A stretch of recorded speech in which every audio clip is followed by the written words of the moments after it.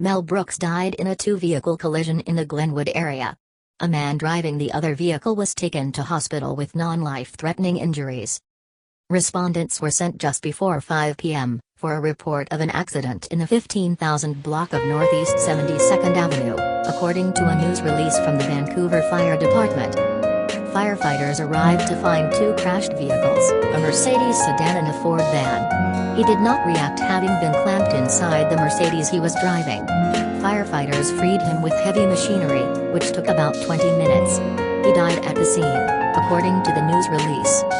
Witnesses told investigators that the driver of the Mercedes was traveling south on 72nd Northeastern Avenue and crossing the middle street, entering the driveway of a northbound Ford truck. The two cars then collided, according to the news release. The 27-year-old van driver was taken to hospital with minor injuries, according to the news release. The Clark County Sheriff's Office is investigating the crash. According to a statement from the Sheriff's Office, it remains unclear why the Mercedes crossed the center line. Northeastern 72nd Avenue between Northeast 139th Street and 159th Street was closed due to the collision. Clark County Fire and Rescue and District 6 Fire Department helped in the response. "This is a joke to test fans' affection and interest for him. He's not dead yet. If you really love him, please like and comment to let us know and wish him well." Here are some facts about his life. Mel Brooks, born Melvin Kaminsky, June 28, 1926, is an American actor, comedian and filmmaker. With a career spanning over 7 decades, he is known as a creator of broad farces and parodies widely considered to be among the best film comedies ever made. He began his career as a comic and a writer for Sid Caesar's variety show Your Show of Shows, 1950 to 1954, alongside Woody Allen, Neil Simon, and Larry Gelbart. With Carl Reiner, he created the comic character the 2,000-year-old man.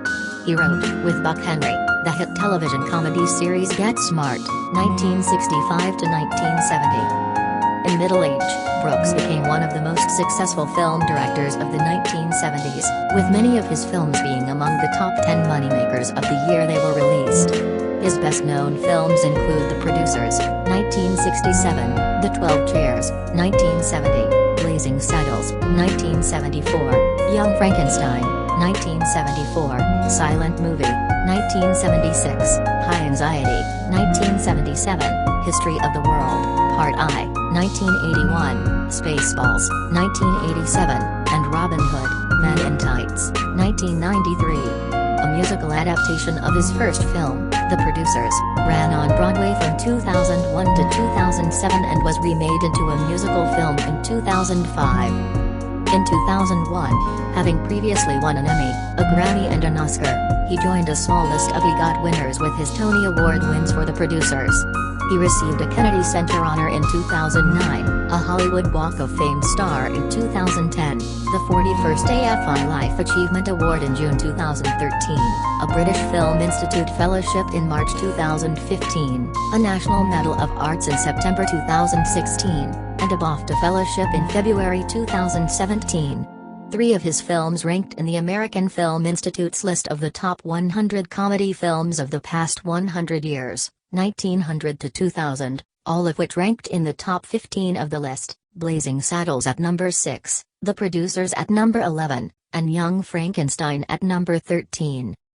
Brooks was married to actress Anne Bancroft from 1964 until her death in 2005. Their son Max Brooks is an actor and author, known for his novel World War Z, An Oral History of the Zombie War, 2006. In 2021, Mel Brooks published a memoir, All About Me. Brooks was born on June 28, 1926, in Brooklyn, New York City, to Kate, née Brookman, and Max Kaminsky, and grew up in Williamsburg. His father's family were Jewish people from Gdansk, Poland. His mother's family were Jews from Kiev, in the Pale of Settlement of the Russian Empire, present-day Ukraine. He had 3 older brothers, Irving, Lenny, and Bernie. His father died of tuberculosis at 34 when Brooks was 2 years old. He has said of his father's death, "There's an outrage there. I may be angry at God, or at the world, for that. And I'm sure a lot of my comedy is based on anger and hostility. Growing up in Williamsburg, I learned to clothe it in comedy to spare myself problems, like a punch in the face. Brooks was a small, sickly boy who often was bullied and teased by his classmates because of his size. He grew up in tenement housing. At age 9, he went to a Broadway show with his Uncle Joe, a taxi driver who drove the Broadway doorman back to Brooklyn for free and was given the tickets in gratitude, and saw Anything Goes with William Gaxton, Ethel Merman and Victor Moore at the Alvin Theater.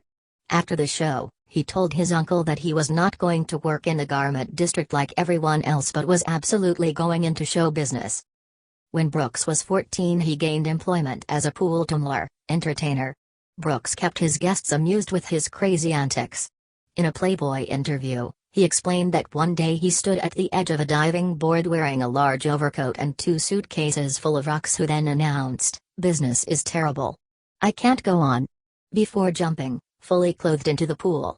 He was taught by Buddy Rich, who had also grown up in Williamsburg, how to play the drums, and started to earn money as a musician when he was 14.